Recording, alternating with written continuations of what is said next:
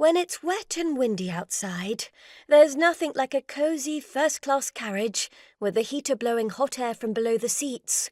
Although that often meant warm as toast below the waist but frigid above, she had a compartment to herself, slightly disappointing because Lady Darriby-Jones liked to have fellow passengers to observe. It had seemed a long week. She knew that was illogical, because every week was just as long as the next one, just as every day had 24 hours to it.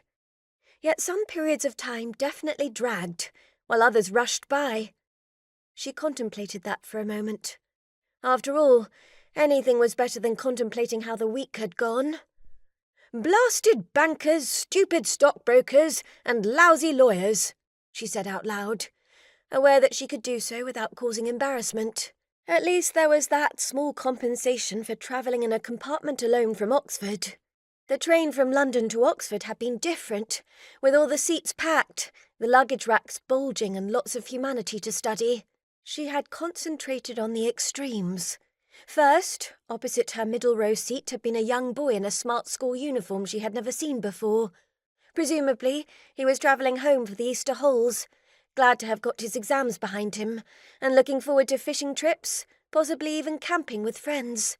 She shuddered to think of being under canvas with the sky sending a constant barrage of rain, as if trying to drown all life once and for all.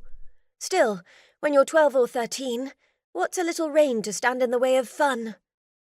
In contrast, by the window, next to the boy was a tiny and ancient-looking lady who knitted at ferocious speed.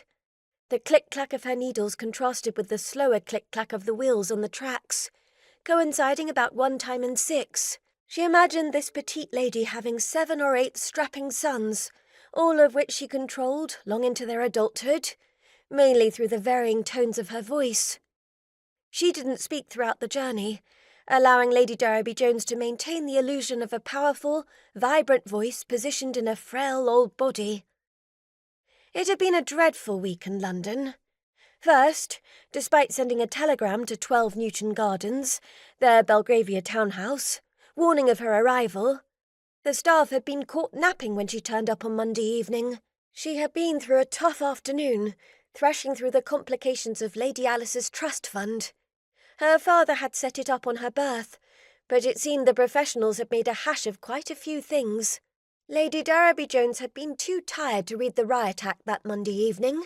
Instead, after listening, without listening, to the several reasons why they weren't prepared for her arrival, she declared that what she really wanted was a bowl of soup and a glass of wine, while they unpacked her luggage and got her room ready. Mrs. Wright, the housekeeper, doubled that week as her lady's maid, fussing in a way that Millie never would. Poor Millie was down with chicken pox and had been sent to her parents' farm on the outreaches of the Darriby estate. That meant Lady Darriby-Jones was flying solo, if that was the right expression, launching out with no maid to assist her.